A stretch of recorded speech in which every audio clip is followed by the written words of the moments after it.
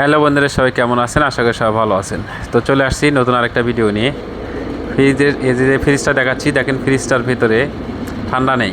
এই দেখেন এই সাইডটায় অল্প একটু ঠান্ডা হয়েছে, আর বাদ বাকিটা পুরোটা ফ্রিজ, কোনো প্রকারই ঠান্ডা নেই।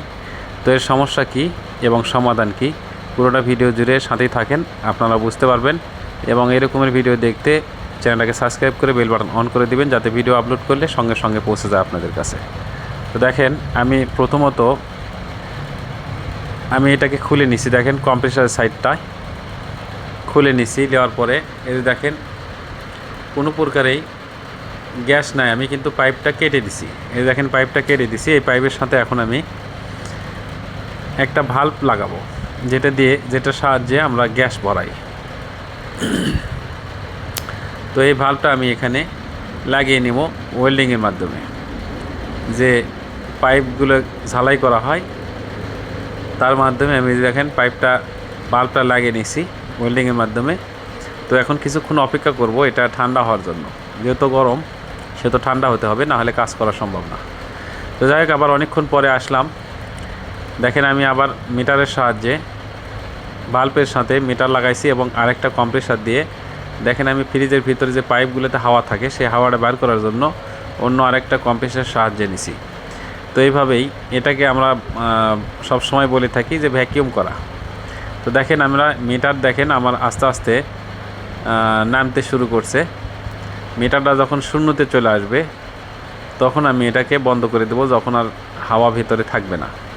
তো দেখেন মিটারটা আমার কিন্তু চলে আসছে নিচে। তো এখন এটাতে আর হাওয়া নেই। এই দেখেন আর হাওয়া বাড়াইতেছে না। যেহেতু আর হাওয়া বাড়াইতেছে না, এটাকে আমি বন্ধ করে দিলাম। মিটারটা বন্ধ করে দেওয়ার পরে আবারও আমি কিছুক্ষণ অপেক্ষা করব যে মিটার ওপর দিকে ওঠে কিনা। যদি ওপর দিকে ওঠে তাহলে বুঝবেন যে ভিতরে ফুটাটা বড় আছে, যার কারণেই বাতাস আবার ভিতরে প্রবেশ করতেছে। তো যেহেতু আমি অনেকক্ষণ দেরি করলাম, আমার মিটার উঠতেছে না, তো এখন আমি লাগাই দেব গ্যাস টং। এই দেখেন এটা হলো 600 নম্বর গ্যাস। এই যে কম্প্রেসারও লেখা আছে 600 নম্বর গ্যাস। তো 600 নম্বর গ্যাস, এটা বিশেষ করে ইনভার্টার ফ্রিজের। তো আমি এখন এটার গ্যাস যে ছোট্ট বোতল, সেই বোতল নিয়ে আসছি। তো বোতলের সাথে লাগিয়ে দিচ্ছি। দেখেন এতে গ্যাস অল্প অল্প করে আমি দিচ্ছি, অল্প অল্প করে গ্যাস দিচ্ছি। অল্প অল্প করে গ্যাস দিয়ে তারপরে আমি ফ্রিজটাকে চালু করব। এই যে দেখেন আমি ফ্রিজটাকে এতে চালু করে দিলাম। দেওয়ার পরে এখন আমি আস্তে আস্তে গ্যাস দেব যতটুকু লাগে পরিমাণ মতো, ততটুকু গ্যাস আমি দিয়ে দেবো।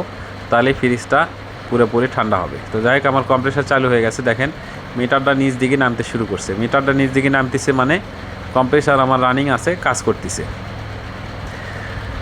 তো এখন দেখেন আমি আস্তে আস্তে গ্যাস দিচ্ছি। এই দেখেন মিটার উষ্টিতে আবার নামতেছে। এইভাবে আস্তে আস্তে গ্যাস দিব যতটুকু লাগে। তো আপনারা চাইলে নিজেরাও এইভাবে কাজ করতে পারবেন, শুধু বুঝতে হবে ভিডিওটা কিভাবে আমি কাজ করলাম। তো দেখেন মোটামুটি অনেকটাই গ্যাস আমার ঢুকছে।